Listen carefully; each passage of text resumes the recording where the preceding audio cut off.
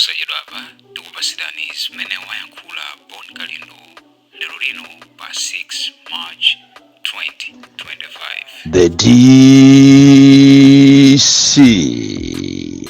kupitirira ndi chilungamo kuwayimirira Malawi.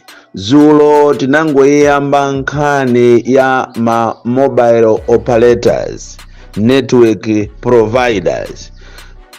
Khalidwe lawo limene akuchita kuzunza Malawi muno Malawi, kuwabera ndalama zawo, kutenga masiku ambiri osawathandiza, kumangowauza kuti tidikilireni, tikufufuza, tikukukonzerani ndalama zanu. And this is a very, very bad behavior when it comes to mobile banking. Anthu ambiri akuzunzika kwambiri. And inkatikati mwa mobile banking motikafufuzamo anthu ena amene akuzunzika kwambiri ndi awo amachedwa kuti ma agent. Ena anomukhoza kumangomuona agent ali mu chinyumba chokongola koma osaziwa mavuto amene akukumana nawo. Anthu awawo ati ENM komanso a Airtel akuzunza kwambiri anthu amene amachedwa kuti ma agent.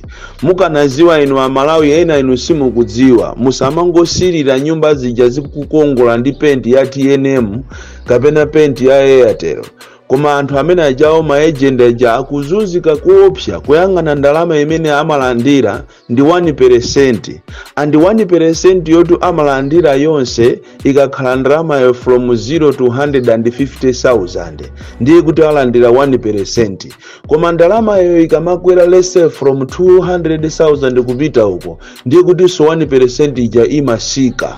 And that is why ma agent ambiri mwa iwo sakutukuka. Ena mwina ndi amene amapulumuka, mwina ndi azimayi amakhoza kupeza mwayi wa banja kapena zibwenzi. Koma akangofika amuna wawa sakunamize na Malawi mobile banking ikuzunza anthu koopsa. Anthu amene ajawo tikawatenga size ya amene akhalira anzawo kunja, tikaenda maiko akunja, timaona ma agent ambiri akutukuka. But not in Malawi. Government yathu is not even taking mbali kufuna kuwathandiza anthu amene wasoka. Ilo tili ndi ma members of parliament who cannot consider this business to be viable business by bringing in malamulo kuzera ku parliament amene angamuthandize munthu amene amachedwa kuti agent. Agent ngati sapanga madiru, ngati sapanga ka business kena pompo, ndiye kuti iyeyo basi azathera momo. So tinayenera tidziwe kunena kuti awa opanga za mafoniwa akuzunzanso anthu. Mwina ena nusimukudziwa akuzunza anthu. And business imene jamuione yachuluka kwambiri ma agent. Iyi ndi osakhala kuti chani kuti amapeza ndalama koma kusowa zochita malinga ndi boma ililira chakwera, boma losokonekera kuopsa. Ngakhale olwanzachi amene amapemphera nawo ku assemblies akumusasa. And that is why over the years simuzaona a Assemblies of God akupita ndikukacheza ndi chakwera. Ngati amapitako samapitako ngati chalichi, amapitako ngati anthu amene ali azinzache. Chifukwa ngatiso kuli mpingo umene unaonongedwa ndi chakwera amene waliwonongera zikoli ndiye ndi wa Assemblies of God. Mpingo wa Assemblies of God, that is why sumalankhula ma statement okhuza ndi iye uja. Nkhaza zimene akupanga Malawi izi chakwerazi sikuti anaziyambira lero, anaziyambira pakale. So timafuna tikuzuzuleni inuyo ma services providers kunena kuti munayenera kuchita consider ndi mmene ziko laonongekeramo, ndi mmene kwachairiri munayenera kumuchita consider agent. Agent ngati akufuna kupeza ndalama zambiri ndiye kuti ngati munthu wabweresa 500,000 amamuuza kuti aidule kafolo, aidule katatu. Koma kungoidula yeseja kamodzi ndi kamodzi ndiye kuti kumeneko ma 1% aja amakhala osikiratu kwambiri. Munayenera muganizire. And ena amene akuyenera kuganizira anthu wawo ogwira ntchito ndi amwenye komanso mabrundi. Mwina mabrundi pang'ono amachita consider, koma amwenye akuzunzanso anthu kwambiri a Malawi. no wonder anthu aja anapanga ma demonstrations kupita ku parliament ndicho linga kuti akakwezerede malipiro awo. Inu simungakhulupirire kuti malipiro a munthu amene amagwira ntchito kwa mwenye ndi 60,000. 60,000 munthu akalipire renti, 60,000 munthu akagulepo chimanga, 60,000 munthu apitise ana ku sukulu, 60,000 ayang'anire zonse za pabanja, ama extended families. Lero tikunena pano anthu ambiri antawoni anasiya kupita kwawo kumuzi kukacheza. Sizili ngati zankale zija kumanena kuti ati achimwene akutawoni asisi akutawoni abwera lero. Ayi, lero ndi pamene no katundu malo mochoka kutawoni mabredi kukasiya kumuzi. Lero ndi akumuzi aja akutenga no zinthu kukamusiyira mwana mtawoni. Zinthu zinasintha kwambiri, amalawi akuzunzika kopsa. So kairo tili ndi boma limene mitu yawo onse amene president, ma ministers, members of parliament mitu yawo si kuyenda bwino. Chifukwa amene ajanda amene anayenera kumachita kumapanga malamulo, kuwauza amwenye, kuwauza ma businessmen kunena kuti kumalawi kunoko ngati mukufuna kuti mupange business, mitengo yolipirira anthu yoyambirira ndi ma salaries. Koma amakhoza kubwera kunoko tu azungu amakhoza kubwera kunoko kuti ampase munthu salary, koma boma limalesa amanena kuti ya mukampasa salary imeneyi ndiye kuti boma anthu awo uje ziko lino anthu awukira. Sikuti ati zimenezi amangopanga tu amwenye waya, amapangisa so ndi aboma, because aboma ambiri ndi anthu okuba kwambiri, anthu a corruption. Amangoganizira za iwowo, akuboma kwa amangoganizira za iwowo akaona kuti akulandira ndalama basi. And instead of bringing in a conducive environment in terms of masalaries, amene wawa aboma awande amene akukhomereranso amalawi. So tikukhala muziko limene aboma sakutengapo china chilichonse. Aboma alibe nafe ntchito ngati anthu andale amakhala nafe ntchito nthawi ya kampeni kufuna mavoti.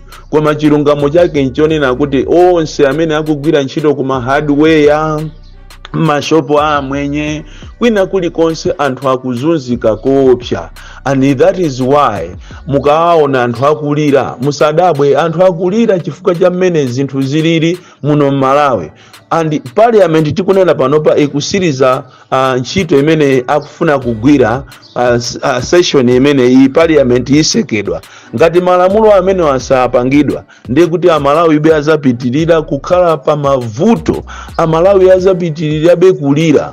Koma ayi ndithu zimene akutengera ku parliament ati ndi age bill imeneyo ndi imene ya moto. Malamulo kuti apange malamulo okomera ziko, apange malamulo osakhala omuchita target munthu, akupanga lamulo lomuchita target munthu chifukwa chokuti mwina akumuopa nkhanza zokha mu ulamuliro umene uwa chakwera.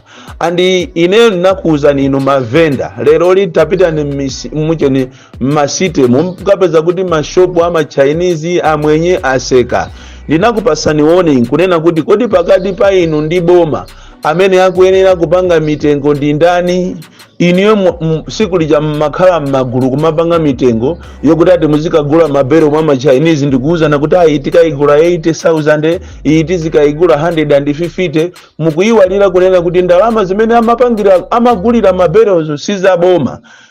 Makobiri anali yache, ma US dollar anali yache. Lero ndiye boma likakunamize ni kuti apangani magulu ano mupange mitengo. Malamo kuti yo akanayitengera nkhani ku parliament mmene anthu aja munapita kumene kujako ngati mavenda, akanayitengera nkhani ija kupita nayo mu parliament, both sides akakambirane. Koma iwo anakuza ni kuti ati kutapirani madola, musadandaule komanso tiauza amwenye akusisireni zinthu, tiauza ma Chinese asise mabero, akuiwalira kunena kuti nawonso anthu achebobwera kuchokera kwawoko anabwera kuno kuti azipanga ma business azipeza ma profit.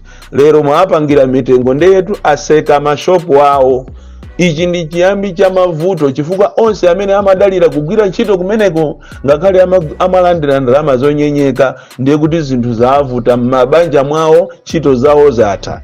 Aseka mashopu awo kufuna kuti boma auze kuti kodi kusisa kumene tikusisaku ndalama ya pamwambayi muti muzitipasa ndinu kapena mashopu wandi achakwera ndi ambu yanu ochokera kwanu kumalebo.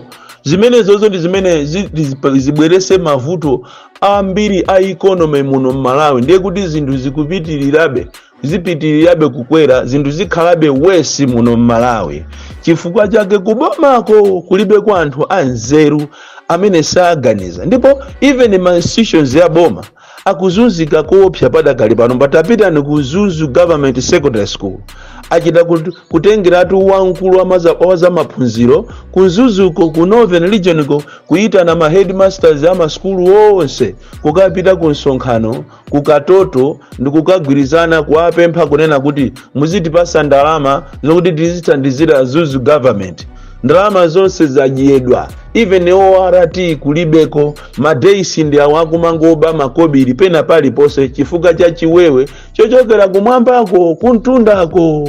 Usogoleri wovuta kwambiri, usogoleri umene ulibe masomphenya. Andinu Amalawi mukuyenera musamale, zili ndi inuyo mubwerezeso zimenezi, muzibwereze izizizi. Muzalira maka apolisi ndi amene ene ali pasogolo kumafuna ati kumakhala nawo side yomafuna kumabera mavoti.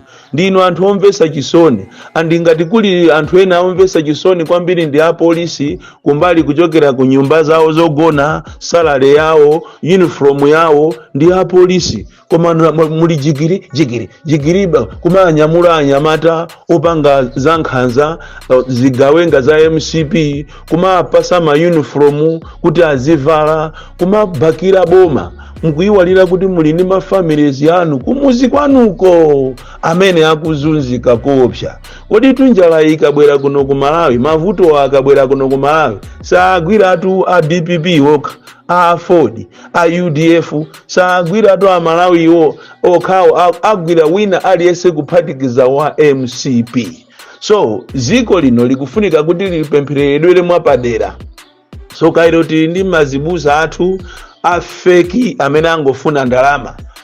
So kairo tili ndi ati khaya paki imene inakonzedwa kuti izitha kulankhulapo zina ndi zina zimene zikuakhuza Amalawi. Koma iwo chimene akuziwa ndikupita ndikukumana ndi president ndikumakangodya kumene kujako mapwemvu kuba makobiri, kupasana ma contract, kupasana zinthu, kulanda malo anyake. Andi iyo landa maloyi mukuyenera musamale nayo kwambiri. Mungakafike ni size yokalanda malo akwasendeza zache wasendeza kuwalanda ndithu malo ananthambwe, malo okuti ali ndi injunction, komanso malo onso ali ndi lease ndikuatenga anyamatanu. Koma ndiye mwathamangatu kwambiri, mwathamanga ziko mwafuna china chilichonse chikhale chanu. Komatu ziko ilili mukapusa tikamena tikapusa Malawi ziko ilili kuzachitika nkhondo kuyambika civil war. Chifukwa sizoona mmene alili minister akala muli anyamata MCP kuti pitani ku GTP kwa manani mpite kwa ananthambwe mukalande malo ndikuononga katundu wa anthu kumene kujako. This is a war, and even president anayenera kutenga action immediately kuachita temu anyamata awawa a MCP wangati simuachita temu. Malawi muno muchitika zinthu zoopsa chifukwa sizoona kuti malo azikangobedwa, malo azikangotengedwa chisawawa. Andi akuyambisa kupanga chisawawa cha malo ndi ma ministers ya mu MCP akumachita kulanda malo even mu area 25 malo ana amasiye. Muli ndi mphamvu tuzambiri, komatu uziwani kuti anali kwa anzanu analiso ndi mphamvu kopya maboma ena apitamu.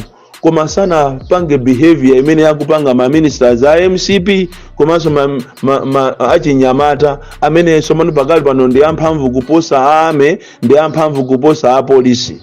Izizi mukuziyang'anira izi siku lina muzaziona ndipo muzakumbukira zimene ndikukuuzanizi. Amalawi mukazisirira izizi ngati mmangomva nkhondo muzayiona nkhondo ikubwera kuno ku Malawi. Ndanena Bon Kalindo the DC mwana woopsa kwambiri, the most deadly and dangerous child from Jeza village, tiye mabuka box 76 Mulanje, Malawi, Southern Africa.